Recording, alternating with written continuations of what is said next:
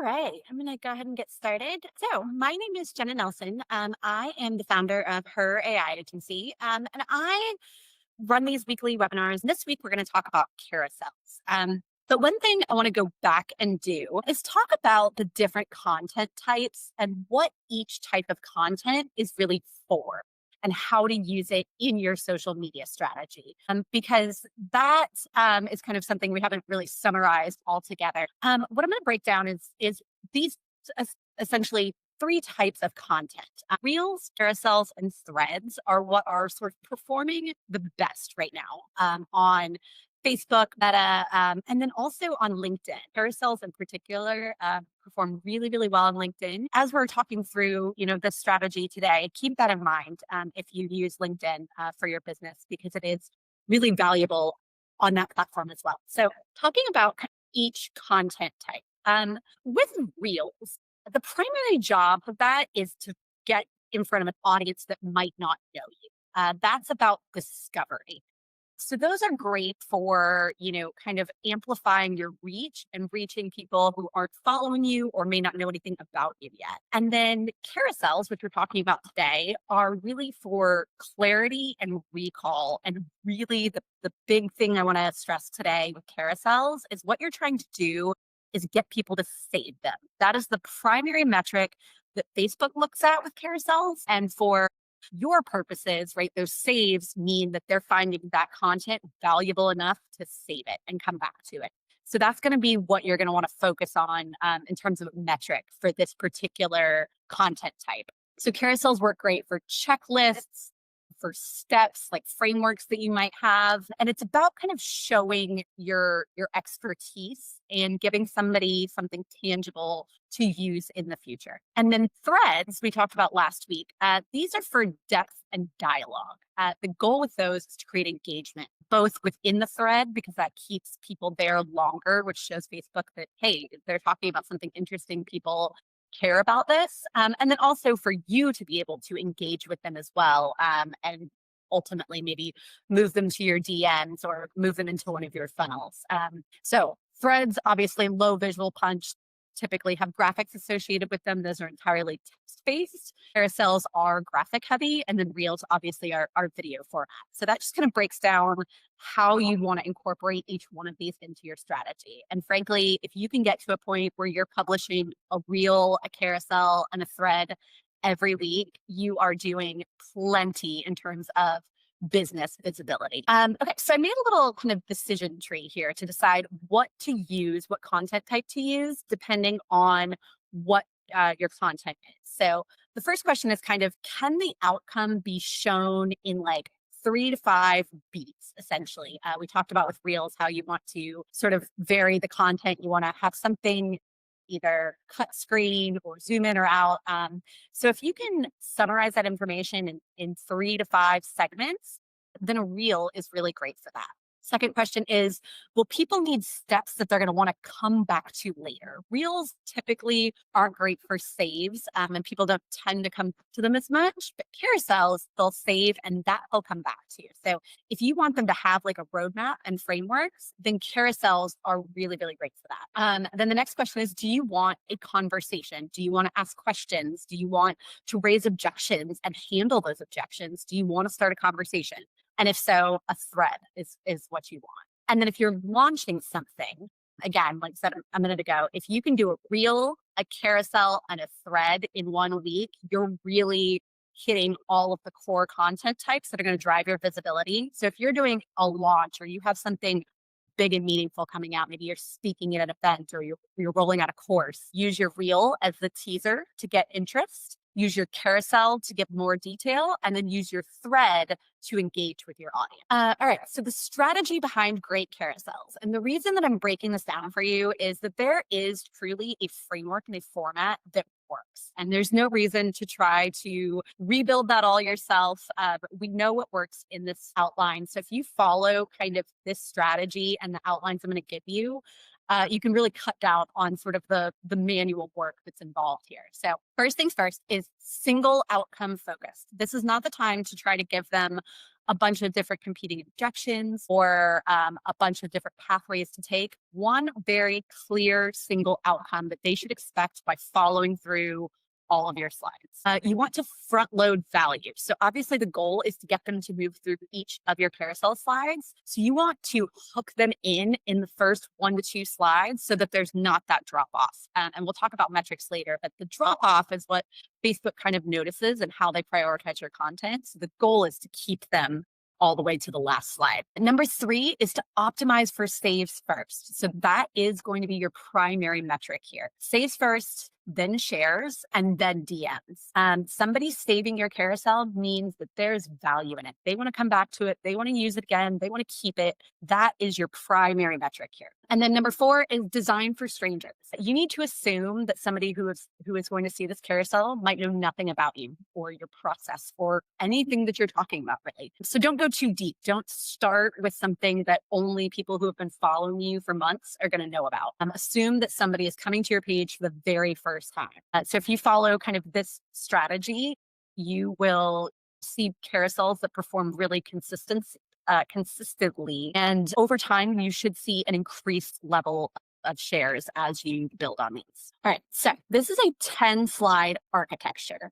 You do not have to do 10. I would say kind of the sweet spot is maybe 5 to 7. I would not go more than 10, but somewhere between that 5 and 10 slide format is ideally what you want. So again, number 1, your cover slide, that's your prompt. That's your compelling outcome, what they're going to get by following you through this slide journey. Number 2 is kind of some context, maybe like who this is for or when you would use this information, something to kind of hook them in and draw that personal connection to, well, hey, this is for me. I want to pay attention to this. And then your next set of slides, maybe, the next 6 slides or so, those are your actionable steps or one clear idea per slide. You don't want to overstuff these. You don't want to add too much text, big text, and move them through kind of a journey with you. Number 4 is kind of your recap, right? So after you've given them all of your steps, all of your information, you want to go back and create something that's essentially screenshot worthy. And you can even, I think I talk about this in a later slide, but you can even call attention to that, right? Like screenshot slide number 7, right? So that they kind of know what they're going through and where they're going to land and ultimately provide that kind of summary so that you've kind of mapped them through the whole journey with you. And then number 5 is your call to action. Maybe that's a keyword to get a resource. Maybe that's a follow me on a different platform. Maybe it's join my weekly webinars, something like that. But that very last slide, you want to be your call to action. And this is where carousels differ a bit from maybe threads or reels, where you might want to hit them with that call to action really early. In this case, because the goal is to get them all the way to the end, you want to kind of save that keyword and that action step for your end. You could put, your call to action maybe in the comments or in your description, but I wouldn't put that on like your first slide. That's not really the goal with carousels. So this architecture, again, you could adapt it for any number of slides, but the core setup is basically your cover, your context, your steps, your recap, and then your call to action. Okay, so content types for best impact. These are 4 that work really well for carousels. So I think we've all seen, fact versus myth.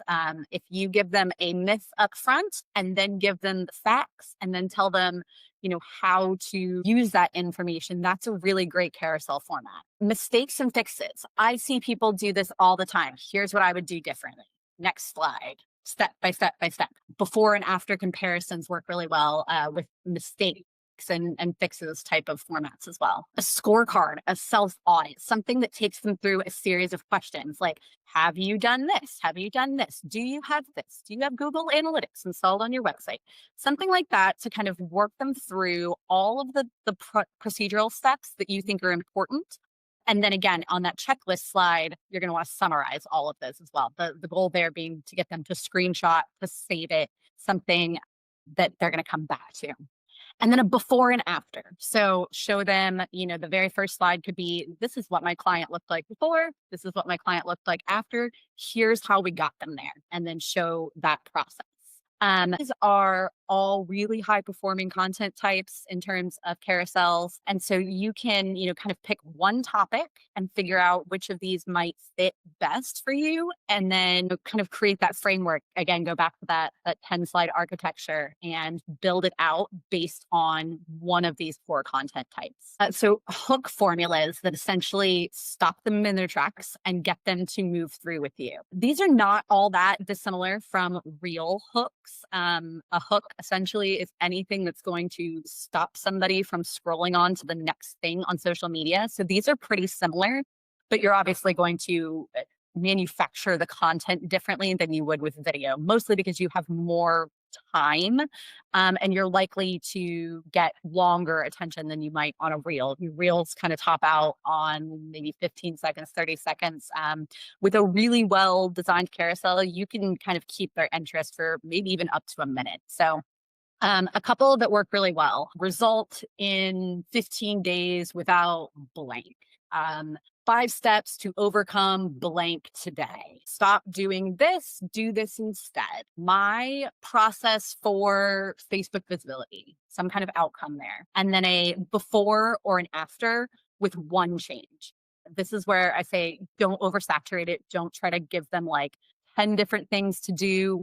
One key thing with it broken down into little steps is really key for keeping people engaged here. All right, so slide microcopy and the pacing here. Headline should be probably no more than 7 words. That's kind of what you want on that cover slide to hook them in. Any more than that, and it's going to be kind of overwhelming, and it's not going to encourage that scroll that you want. One sentence or bullet point that explains the how behind each point. We are not trying to overstuff these slides with a ton of copy. That's not what these are meant for. Breadcrumbing works really well. If you can number your slides at the bottom, like 1 through 7, 1 through 10, it does a couple of things. It helps kind of set the expectation for what they're getting into, which is really beneficial for some people. But also it helps them kind of track their own progress and see how much further they have to go through your process. So I really like numbered slides on these. Consistent structure across your slides. This is not the time to diversify like your layout or your styling. That just creates a bit of visual chaos, and it's not as good for getting your point across. The goal is to essentially provide them the information and make it easy to scan, easy for them to kind of reduce their cognitive load and trying to understand what's going on without, adding a bunch of unnecessary visuals or changing the layout too much. That can be really distracting. So my favorite carousel formats are really consistent across all slides. Maybe your hook slide looks a little different, maybe your CTA slide looks a little different, but those steps particularly keep them really consistent. Size, formatting, text, font, all of those types of things. And then again, to reiterate, you need to recap on that second to last slide. That recap is really important. It's reinforcement learning. It's bringing them back to everything you told them. And that is what is most likely to get them to save your content, which again is the key metric we're looking for here with carousels. So keep your formatting consistent and breadcrumb those slides, number them. That kind of helps create some anticipation for what's coming next and set that benchmark for like, okay, I can do this in 5 steps or something like that. But the core takeaway here is like, don't forget that recap slide. It truly is kind of maybe the most important right after your hook slide. So a few copy techniques that earn saves. First of all is use verbs and numbers. This is not the time to be vague. Do blank in 3 steps. Action-oriented language, specific quantities, use your verbs. That is really key on these types of content. Use really plain language. Again, I want you to produce this content like this person doesn't know you at all, may not know at all what you're talking about. So this is not the time to use industry jargon or acronyms or anything like that. Use really plain language. Even if it feels too plain to you, that's often better because ultimately you're the expert, right? That's why you're writing this content. You're trying to get it in front of people who do not have the same level of expertise that you do. For me, I might say something like, an automated nurture sequence. Well, that doesn't necessarily mean something to everyone the same way it does to me, right? So I would want to say something like follow-up emails or something more simple that anyone can understand. You want to make your content really accessible and easy to understand. And then add tiny prompts in. Give them some actions to take. So encourage that save behavior. So like save this for Halloween, save this for your next webinar, bookmark this for the next meta ad campaign you run, something like that. Give them those little recommendations about, screenshot my checklist on slide 7, something like that, to kind of encourage those psychological nudges. That's how you do it without being pushy. It kind of gives people that permission and that encouragement that, hey, this is worth saving. And that approach is more helpful, less salesy, and it's going to build some trust with your audience there as well. All right, so production flow, and then kind of your success metrics. So this is kind of my timeline here of what is most important with carousels. Again, every content type has a different metric that's important. With reels, it's watch through, how long they stay engaged on your reel. With threads, it's the amount of comments, the amount of DMs. With carousels, it's saves. That's what the algorithm is looking for, and that's what you want to prioritize. So make sure that that's what we're watching first. Last slide views is the second one. So again, that's why it's important to bring them all the way through your full journey and get them all the way to that last slide. That completion rate is important to the algorithm as well. Shares, obviously, sharing is important for any type of content. We always want that. So that's, kind of middle of the road. Meaningful comments and engagement. Important on carousels, important on all of your content, but comments really are better driven on your text-based or your thread-based content. And then DM starts. Obviously, that's usually how you convert your audience. Getting them to reach out to you directly is how you're going to move them into your funnel or get them on the phone or something like that. So that's important, obviously, but I've got it at the bottom because in terms of the carousel success metric hierarchy, it's kind of at the bottom. Whereas with a thread, that's kind of the number one thing that the algorithm is looking for. And so then in terms of when you're looking at your metrics and trying to decide, is this content working? If you're seeing low saves, like you're see the, maybe the impression rate is pretty high, but not a lot of people are saving it, I would do a couple of things. I would strengthen the recap slide because again, that's kind of your primary driver of people saving your content. And maybe add like a resource or something that they're going to get from it that usually is more likely to make somebody save something because they're going to want to come back to that. If the completion is really low, if people are dropping off after slide 2 or 3, sharpen your hook and maybe strengthen the outcome that you're giving them, something that's going to encourage them to go all the way through, or reduce your slide content. It's entirely possible that your audience just is not going to stay engaged through 10 slides. So try 5, try 7, reduce the amount and see if that changes your completion rate any. And then low DMs.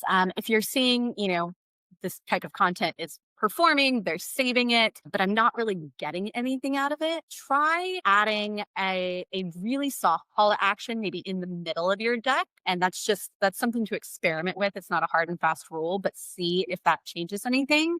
And then make sure that you're repeating it in a couple places, including like in your comments, in your description, to see if you can get more DMs. But again, I do want to kind of stress with carousels, the DMs are not what the algorithm is really focusing on. So I'm less concerned about that than I would be with other formats, other than the fact that I want them to engage with you and reach out. That it's more of a personal metric than it is an algorithm metric, if that makes sense. All right, so we have been through kind of all different types of content, social, Facebook in particular content, this month. So I just kind of want to summarize a bit about what these content types do and what you want out of them. So again, reels are to win attention from strangers. That is the number one way to show up in somebody's profile that doesn't know anything about you yet. That is how you're going to get found without followers or inviting someone to your page. So use your reels as a way to hook people in and bring them to your page and get their interest. Carousels are the way to kind of take that attention and turn it into saves and steps and have them come back to you as a resource. And then threads you want to use to essentially turn those steps into dialogue and conversation and get those DMs. So if I were to outline a week, and we talked about this earlier with like if you're doing a launch or something like that, if I were going to outline it, how I would lay it out, start your week with that reel, capture the attention, get people's eyes on you, then move to a carousel, give them the process, give them an outcome, give them something to come back to, and then use your thread on, Thursday, Friday to what questions did you have about this process? Or let me further break down the steps from a carousel, and maybe give more detail. But that kind of takes them through a journey of awareness and then action and then moving into an actual actionable dialogue with you. So those are kind of the way I would lay out a week. And again, if you can get all three of these content types done in a week, every week, you are going to see really, really increased visibility. And these all work and perform really well on Facebook, on Meta, on Instagram. Obviously, you can't do threads on Instagram, but you can on Facebook. And then they all work really well on LinkedIn too. But I would say on LinkedIn, prioritize carousels first. That tends to be the biggest driver there is carousels and native document uploads. So if you've got a PDF or a resource, instead of having somebody like comment to get it or go to your website, just upload it on LinkedIn. That's going to make a bigger difference there. You answered a couple of the questions that I'd written down, so thank you. And my other question would be, I feel like I know the answer to this, but I wanted to double check with you because you're the expert. If since DMs aren't a huge part of the algorithm for carousels, if Yeah. you find like for me personally, if I saw a carousel, I would like scroll up and like find their link and go to their website. If you find that like your web traffic's increasing or you're getting more people booking on your calendar, that's a good way to measure it as well, correct? Absolutely. Yeah, Okay. absolutely. Yeah. I would say, again, like DMs are more of a personal metric than they are an algorithm metric. So yeah, I think if you're seeing that traffic increase anywhere, be it, your socials or your DMs or your website, I think that's a good indicator that content is performing well. And that's really my core takeaway is like each of these content types has a different nuance. You're striving for something different. You're trying to do something different. And the way the algorithm, it's not just always about views or stuff like that. It's how they track it. So the goal is to kind of work with Facebook to meet what their algorithm wants so that we can, take advantage of that visibility. No, that absolutely makes sense. And then for all of these content types, like when you were like, oh, you do it Monday through Friday. And I'm like, oh, cool, I could do that for a week. And I was like, no, it's every week. And then you said every week. So shortcuts for that would be obviously using AI, like using custom GPTs, things like that. So I'm a big fan of like pick a theme for your week or even your month. Pick a theme and then break it into different types of content. So figure out, like this week I'm talking about Facebook visibility and then break it down into, a reel, a carousel, a thread. I have a really, and I think I'm going to do a session on this later. I have a really great workflow process for these webinars where we take them and then it becomes a blog post. And then from the blog post, it gets split down into short videos and carousels and threads. And it's all done via a custom GPT and it's really effective. So try to find like a workflow that works for you. And so maybe that even starts with a blog, right? Like, or, a little bit long form content and then, figure out how you can chop it down. But instead of like, I think, obviously it takes a lot of touches to get people's attention and to get them to remember what you're telling them. So I don't know that trying to come up with a completely unique piece of content every day is ideal anyway. And that's just more work on you. So if you can pick like one core topic and then figure out how each content type factors in, I think that's going to improve your workflow as well. That makes a lot of sense. So like just pick a topic and like break it down to little teeny tiny pieces and just really kind of focus Yep. on that. Yep, absolutely. And honestly, like you can, and I do this sometimes for other content, like you can simulate even like essentially what I do here, where you literally just like record and talk for 20 minutes about your topic, right? And then take that transcript, write a blog, have it break it down into social post questions, anything else I can answer. No, I think that's really it. I think No, that's really helpful. And that's good to think about finding a theme and just like kind of breaking up little pieces and using that. And then like if you're doing something like this or writing blog posts and then use like kind of repurposing things, that makes a lot of sense. Just, kind of break it down. And again, like as much as we feel like we're reiterating ourselves and we're saying the same thing over and over, people aren't paying nearly as much attention as we think they are. And it takes a lot of content to get in front of them. Be afraid to like repurpose, reutilize. I think that that has a lot of value in that reinforcement learning as well. No, that makes a lot of sense because like my inclination is to not repeat, but you're right. If somebody's only seeing little bits, yeah, it makes sense. Right. And they aren't paying as close of attention as we think that they are. And we know it by heart. They don't. So it takes a couple of times for that stuff to stick. So yeah, repeating yourself, unfortunately, while it feels uncomfortable to us, is kind of necessary in this environment. No, that's helpful. That makes a lot of sense. I know that I usually have somebody not in the field read over a presentation before I give a speech or teach a class because I'm like, is this too simplistic? And they're like, no, like No, you know it. yep, yep. I always say, like, honestly, like, dumb stuff down even more than you think you need to. You're more likely to get the adaptation from somebody if it's easy to understand as opposed to it being overwhelming. For a lot of people, that's like, whoa, I don't want to get into that. So I'd rather it be easy to understand than harder. Okay. No, that's great advice. Thank you so much. You're welcome. All right. Well, everybody have a great week, and be on the lookout for kind of a summary recap of all of this and all the templates and stuff like that. And I will see you guys next week. Bye. Thank you.